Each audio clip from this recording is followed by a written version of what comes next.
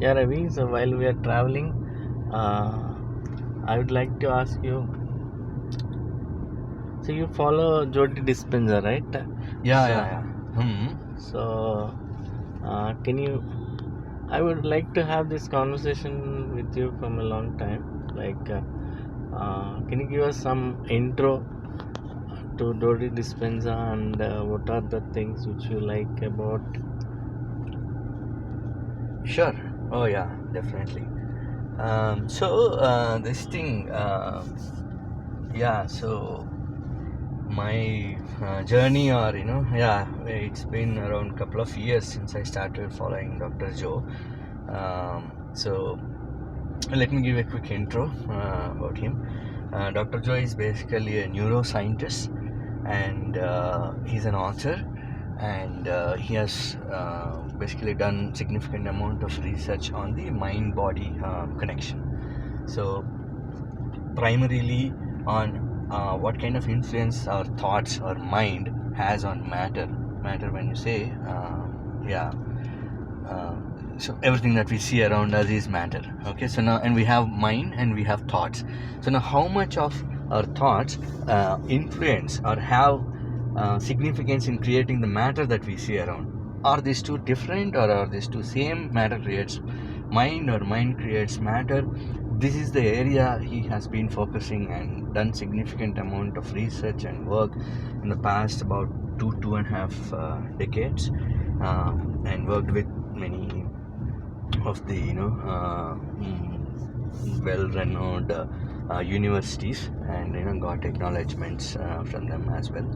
So that's what I know it's a very little about him, but yeah, that's a quick introduction to Dr. Joe. Yeah. So now coming to what his work is all about. Okay, if I have to say. So primarily it starts here. So what Dr. Joe tells is your personality creates your personal reality. Yeah, That's it. perfect. Yeah. Okay. So your personality creates your personal reality. You know what is personality? So then we should define the personality, right? Yeah. Personality is how you think, how you act, and how you feel. Yeah. Okay, so these are the three things that we do constantly on a daily basis, like 24/7, even sometimes when you're sleeping also. Yeah. If not otherwise, during your waking hours, we Yeah. constantly think something, Yeah. and then we act based on our thought, and then you undergo certain emotion. You'll feel something after acting in a certain way, Yeah. right? So now, what he tells is, and when we say our personal reality, our life, let's say if you talk about me, my life, my current life is my personal reality and my personality. Meaning, for past many years, the way how I was thinking, acting, and feeling has created my current life. This Ravi today, how this thing. Yeah. So now, can it be better? Can it be, maybe not what I'm today. This will all depend on the kind of thoughts I've been thinking, right? Okay.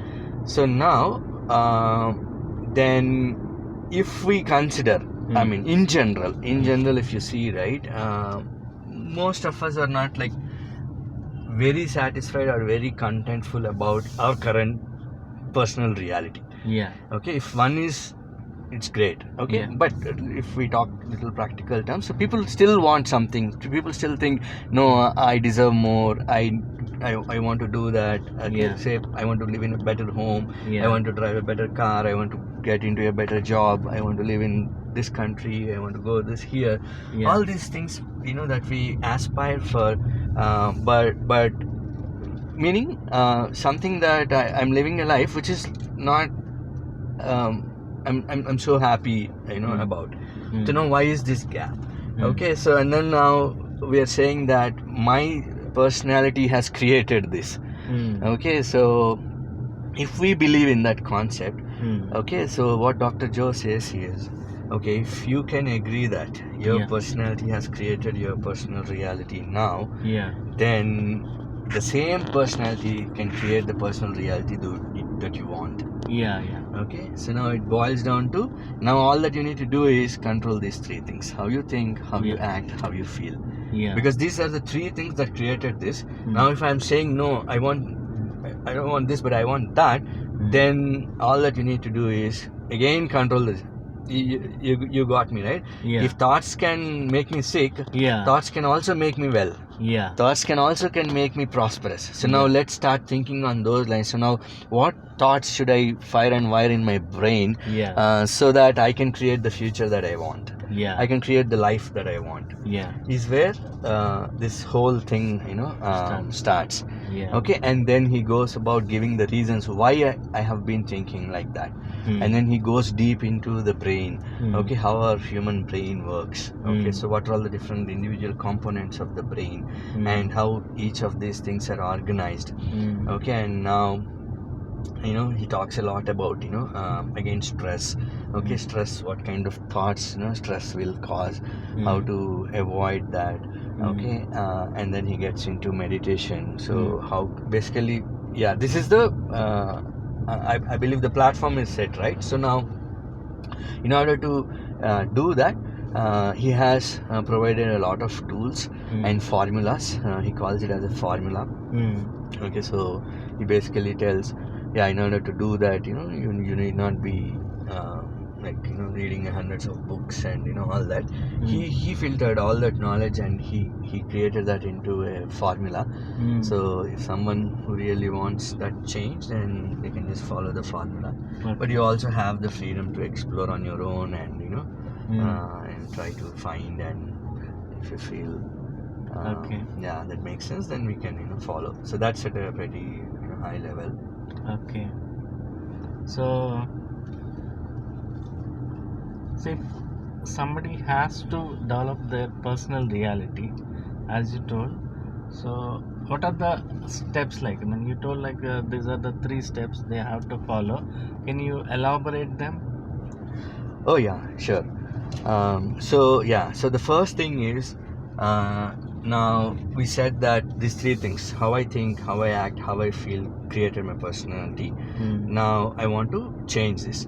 So now what is the first step in that? So the first step is to become familiar with how I have been thinking.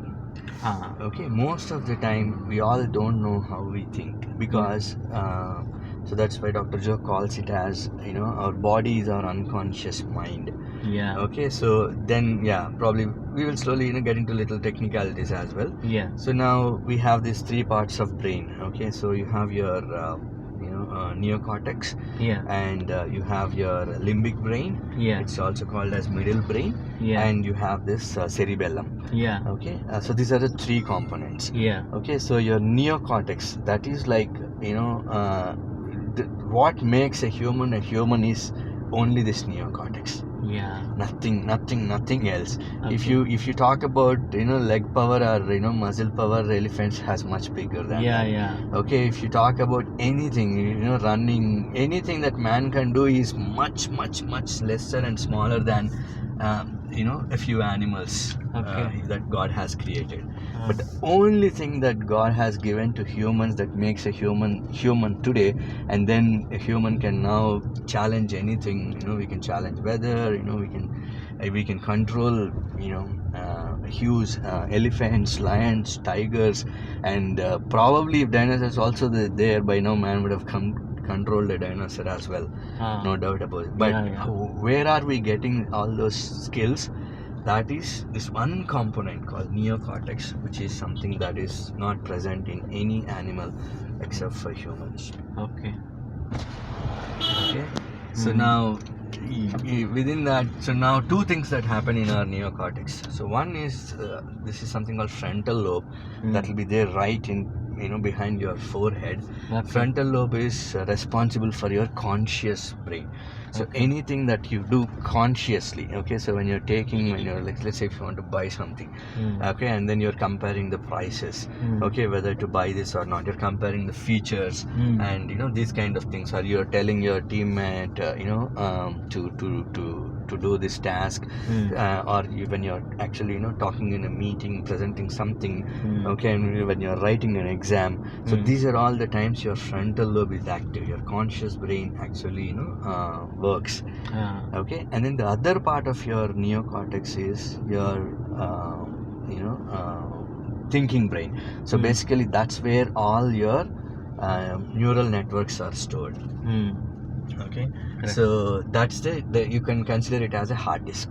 It's just a hard disk. It has got a bunch of neural networks. It's just hard disk, no more intelligence. It's just hard disk. Okay, so these are the two main components of the neocortex. Okay, and then comes the limbic brain. Limbic brain is called middle brain. Okay, so that goes. So if you know, the neocortex is like it looks like walnut, right? So it will be like two parts. When we dissect that into two pieces vertically, inside that is what it's like a lemon size is what they call it as. It's like a medium lemon size brain. It's called limbic brain. That's also called as middle brain. That is again another very intelligent, but that is there present in all the animals. Okay, so now what it does is it helps our autopilot mode.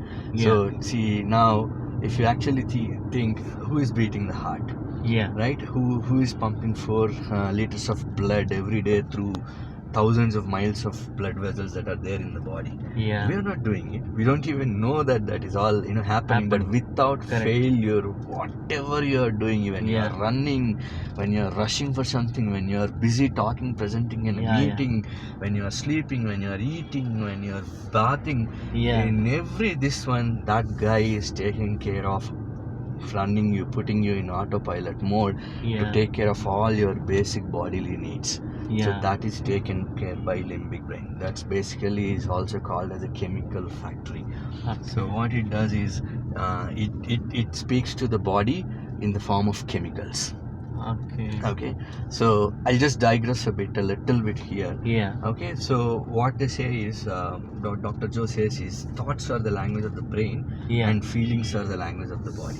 Okay, so you have to understand anatomically the way how, let's say you're seeing something. Okay, so and when you intellectually understand something, that is through thoughts. Okay, so brain can understand only thoughts.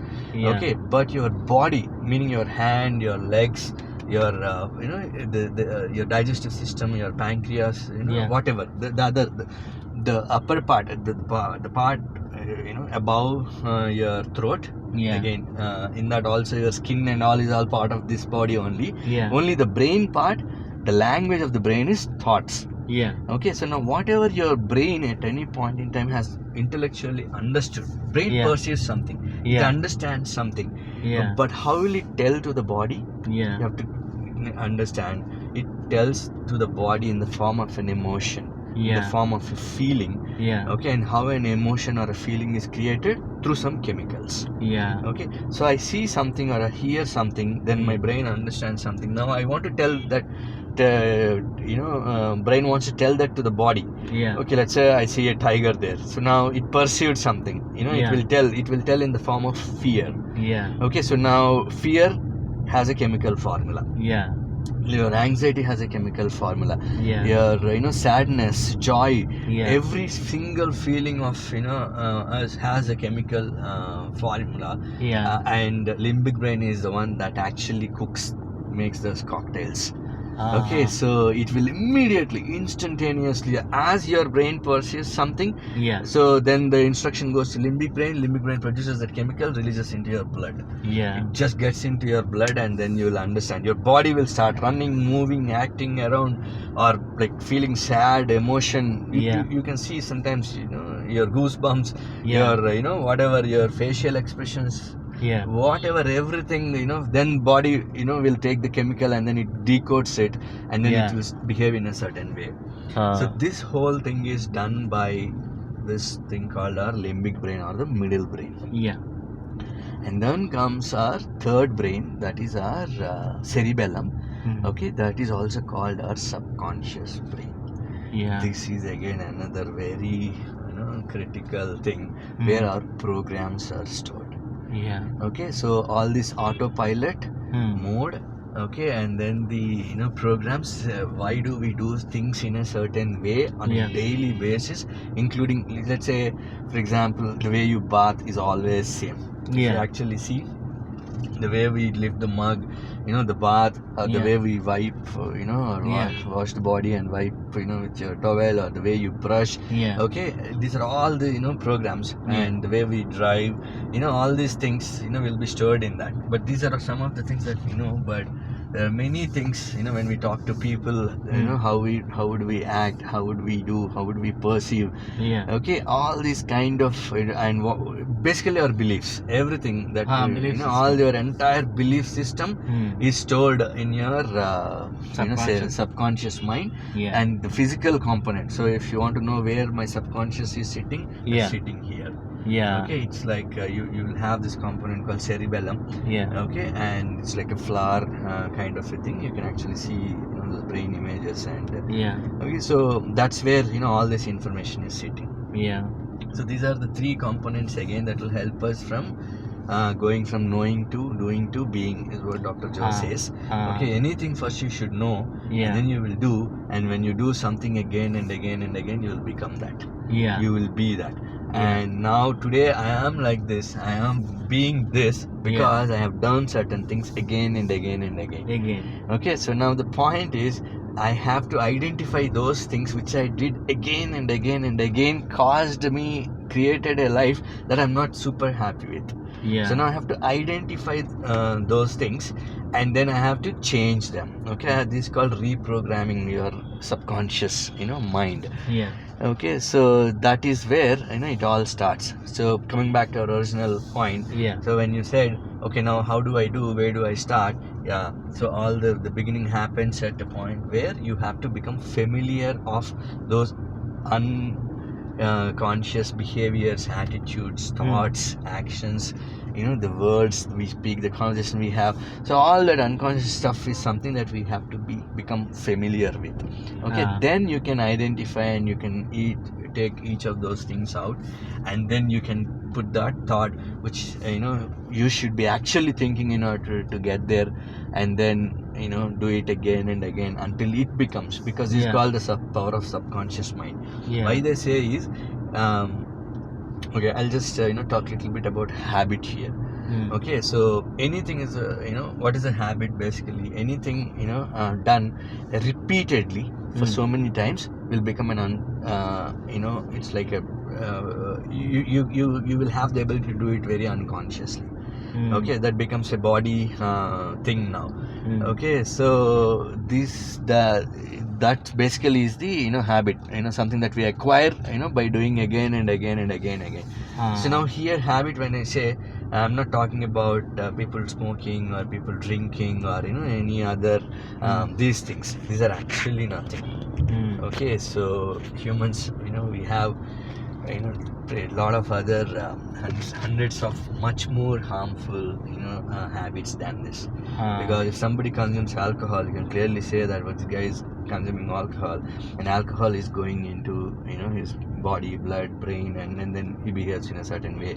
Somebody is taking nicotine, cocaine, there is some scientific certainty that you can tell, but your chemical brain, your limbic brain, can produce much more harmful chemicals than these things. Harmful substances than this. Those are your adrenaline and cortisol and lot of other stress chemicals which are produced purely by our thinking. Just by thinking and feeling in a certain way, this chemical is produced, and then which will take toll on our health, our organs, like hair to nails to every single cell will be impacted, because I am giving you're getting me, right? So these substances, alcohol, a person is taking from outside, but adrenaline is like you have the factory. So every day you'll start giving 20 grams, 30 grams, whatever, I don't know, I'm just saying, not about the quantity here, but your body gets addicted to that. Okay, that's their habit. So if you see certain people at a certain time will constantly be behaving that way. So people will get up mostly in the morning, 8 o'clock, 9 o'clock.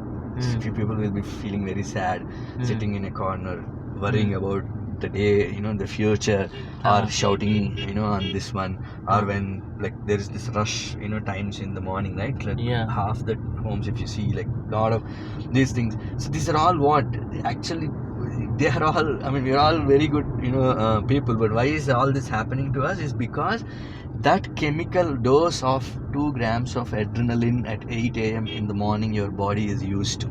Yeah. Like how a person addicted for nicotine wants to have that every 1 or 2 hours, whatever this thing, or Yeah. alcoholic will wants to have on a daily basis. It's like a body clock. Yeah. So how we supply that chemical from Yeah. outside. So here your body is asking, okay, give me adrenaline, give me cortisol. So these are the chemicals and then how it knows, it also figured out how it can get adrenaline. Okay, I'll put this thought in his brain, he'll feel bad. The moment he feels bad, limbic will trick. Sorry, I call limbic brain as limbic. That's my limbic brain will start cooking adrenaline for me. So I get my dose. Yeah. And then I'm happy. So these are much more harmful habits than those habits that people. Those are also harm. No, by no means I'm encouraging or I'm saying that those are good. Okay, but the point is relatively, comparatively, these are much more harmful actually than those habits. Yeah. Okay, so coming back, why habits? So these are basically stored in our subconscious. So we have to identify those things and then start removing them one by one. Yeah. Okay, so Okay. so that is how we should start. Yeah. Okay. Thank you so much, Ravi. You've given a lot of information. It's a lot of valuable information. Thank you so much. No problem. My pleasure. I always love talking about Dr. Joe's work. I personally have benefited. I would call like it's like I now have in the same body one past life and one present life. Yeah. I can say that much difference I could see in my this thing by following his work. So I would strongly encourage you maybe your viewers to explore his work more, and maybe if you like you can follow as well. Great. Okay. Thank you. Thank you so much. Thank you.